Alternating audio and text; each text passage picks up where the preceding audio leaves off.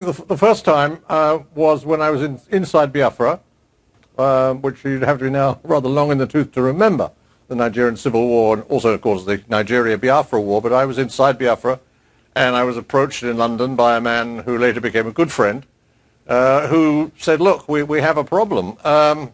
We don't have any man in any source in on the ground inside the encircled enclave.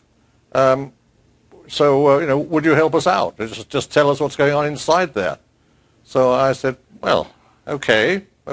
So what I did for the last year of the Biafran War, I was sending reports, both journalistic reports to the media and other reports to my new friend, telling him just actually all they wanted to know was the true level of the horror that was going on in there, the thousands and thousands of dying children. I felt that was pretty controversial, but not about security, not the security of our country anyway. So I saw no harm in contributing.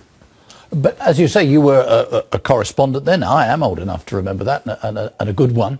But so there were some things that you weren't putting in a newspaper, but you were telling the security people. Yes, but basically what the security system wanted to know, apparently, was, is it true? Because the Foreign Office was denying that there were any dying children. They were passionate in supporting the dictatorship in Lagos. It was oddly enough the MI6 that had a different viewpoint. And the question then at the head of government conferences and Cobra committee meetings was, should we in fact continue supporting the Nigerian dictatorship in its slaughter of its own people, or should we not? Should we discontinue and urge a ceasefire?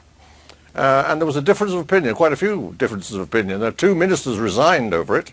Mr. Thompson and Mr. Thomas both resigned. So this was a government that was split. I was very firmly on the side of the advisability of a ceasefire and a peace conference to end this horror.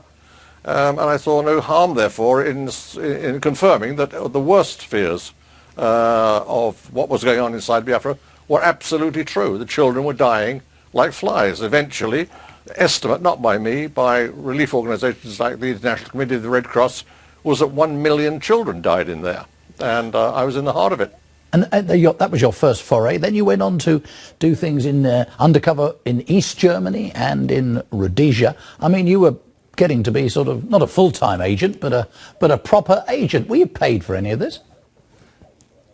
No, of course not. Of course not. No, back then it was a different sort of, I think, probably a different attitude. The spirit of the age, as the Germans call it, the zeitgeist was different. The Cold War was very much on. Our enemy was the USSR, specifically the Politburo and the KGB. They were dangerous to us. They threatened us. And so if you were asked, look, hey, can you possibly see your way clear to do us a favor? It was very hard to say no.